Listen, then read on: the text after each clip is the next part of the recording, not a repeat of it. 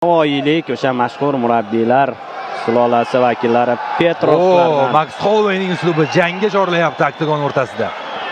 Petrovlardan saboq olgan va o'sha Justin Gaethje Max Holloway jangini esladingizmi?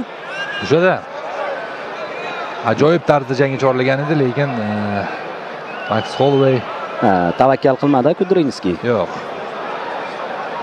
Oktagon liganing sobiq chempioni hisoblanadi Islom Boltayev.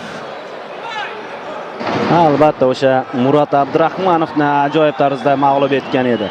Bilasiz, Murat Abdurahmonov o'z vaqtida Magomed Ankalayevni mag'lubiyatga uchrata olgan. Ana qismiga va mana bu yerda takedown yaxshi raqib tomoniga amalga oshyapti faqatgina. Endi chap ko'zda birozgina jarohat ko'ryapman Islom Boltayevni. Eskimi yoki yangi, hozir bilib olamiz.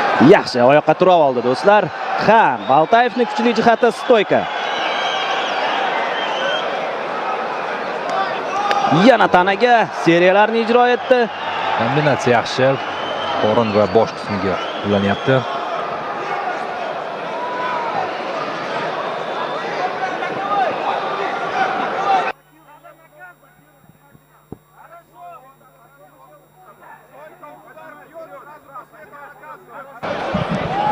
Davom etamiz.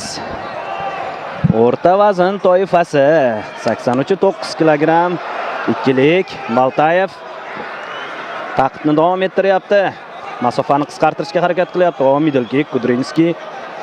Boltayevning zarbalari og'irligi mana shu yerdan ko'rmay turib menimcha eshitib sezsa ham bo'ladi. Mana Sharabuldek.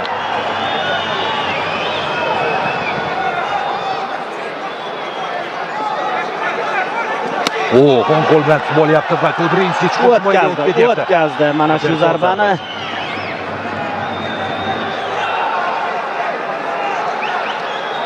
High kick. Qo'llar joyida Boltayevda.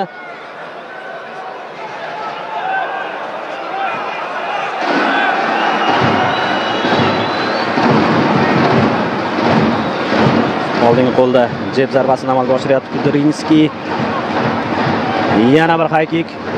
Ushbu zarbani anchagina yaxshi ijro etar ekan Kudrinskiy. Ya'ni high kick zarbasini overhand o'ng qo'l tanaga zarba o'tdi. Jigar qismiga o'tdi do'stlar. Tizza zarbasi davom ettiryapti. Bosim davom etadi. Front kick. Yana bir zarba do'stlar. Do'stlar, birinchi raundning o'zida yo'q. Boltayevdan ajoyib qaytish.